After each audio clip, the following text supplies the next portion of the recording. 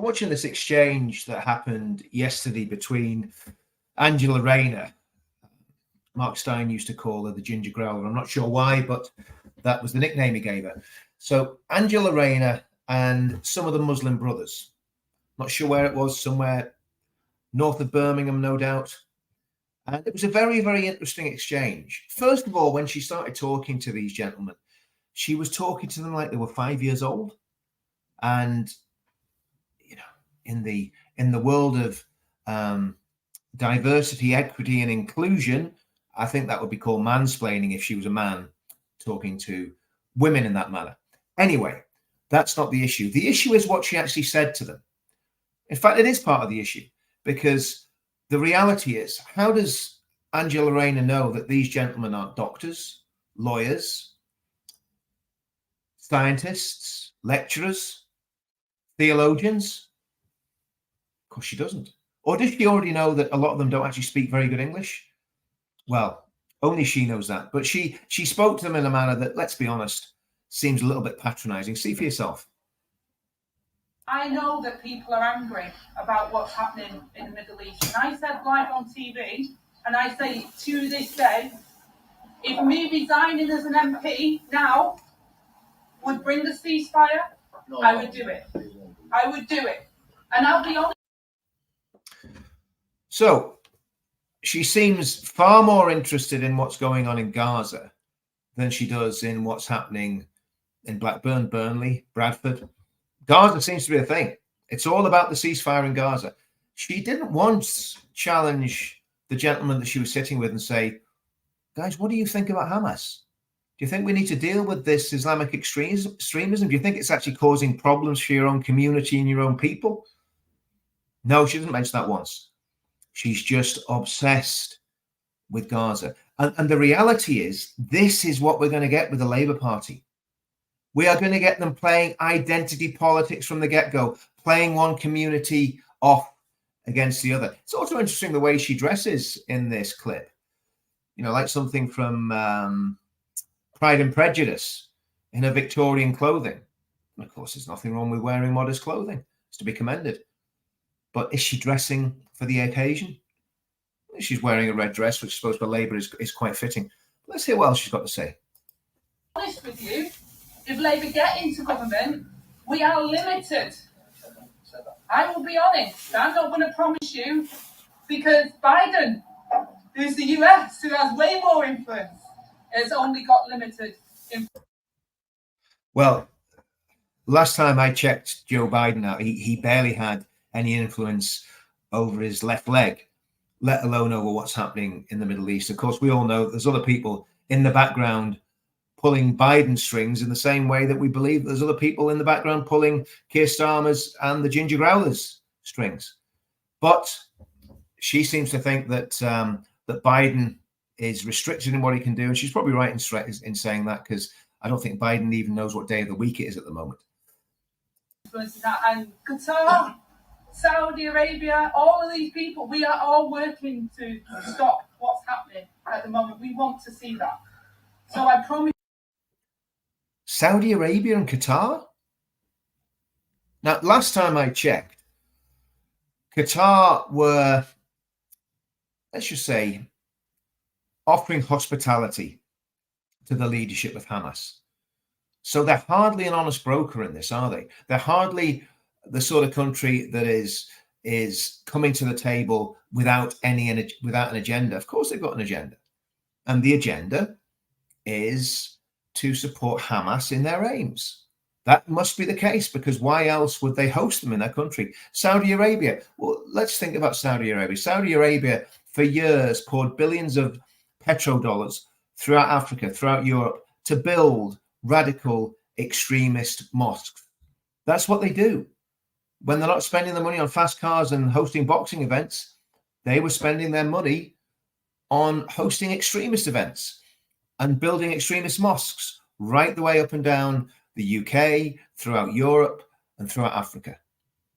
So there's two countries she mentioned there that, yes, we have dealings with them and business dealings with them. Of course, the Conservative Party do as well. But there's massive questions to be asked of both the Saudis and the Qataris, especially the Qataris relating to Hamas and other extremists that they've flirted with in the past, let's just say. That's what we want to see. And if Labour get into power, we will recognise Palestine. I will push not only to recognise, but there is nothing to recognise at the moment, sadly. It's decimated. Well, that's true. There is very little to recognise, because as a result of Hamas invading Israel, committing an act of genocide, which is actually what Hamas did, we're now in a situation where the Israeli Defense Forces have demolished large parts of the Gaza Strip. And why have they done that? To get at Hamas. Why have they gone and done operations in hospitals? To get at Hamas.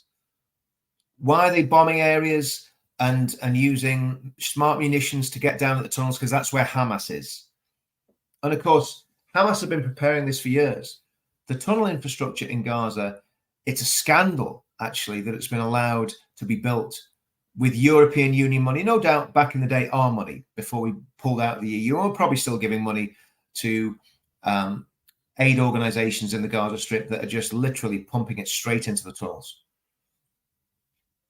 So, yes, Gaza looks very much like a very, very dilapidated car park at the minute. No high buildings to throw gays and people that oppose them off anymore. No, just lots and lots of rubble. And do you know who's to blame for it? Hamas are to blame because of what they did on October the 7th. I don't believe for a minute that Israel had any intention of attacking the Gaza Strip. None at all. They were looking for peace. And if you look at the history of the conflict, it has always been the case that Israel has given and given and given. When they've been attacked, they've struck back and they took land. And then when the negotiations have happened, they've given land back and they've been attacked from the very land that they've given back, whether it be in Lebanon or whether it be in the Gaza Strip or whether it even be in areas of the West Bank. And of course, if there was a ceasefire, and at the beginning of the video, Angela Rayner says that she's going to recognise, or the Labour Party, if they become the government, are going to recognise the Palestinian state. There isn't a Palestinian state. There is just rubble at the moment. And there aren't the people to administer or run that state either, because Hamas has been running the Gaza Strip since 2006. What is that, 18 years? And what have they done? They've had one election. After that election, they killed all their opponents. That's what we're talking about here. But Angela seems to think it's a good idea to recognize a state that has no proper government, has no country, has no borders, has no infrastructure anymore. How's that going to work?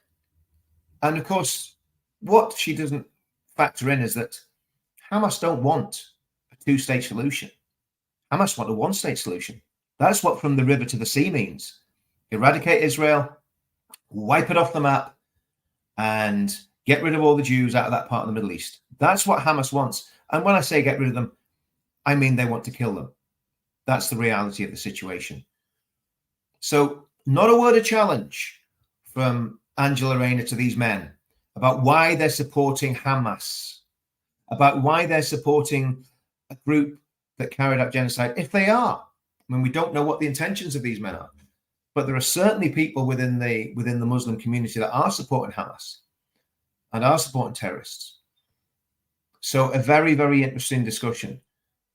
Without her, she said nothing about October the 7th. She said nothing about the genocidal attack on the Jews. She said nothing about the genocidal attempted mass murder of hundreds of thousands of Israelis in Israel by Iran a few weeks ago that was thwarted by technology and well, I believe God's providence.